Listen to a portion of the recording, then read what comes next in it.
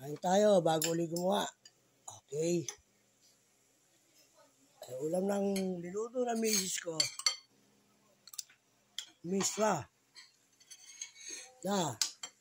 Sinuhogan ng isdang tanga na nakapasok sa lata. Nilagyan niya ng ano. Ayan. Kain tayo. Miswa.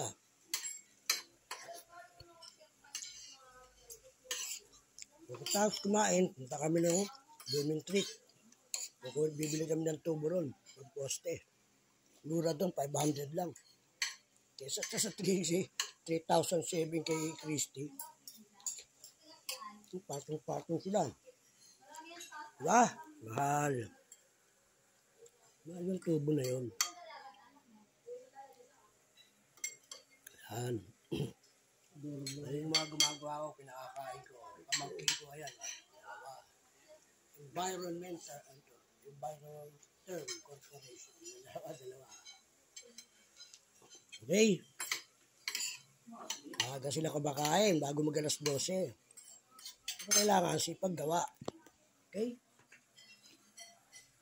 Tulog na naman ako. Tulog na naman.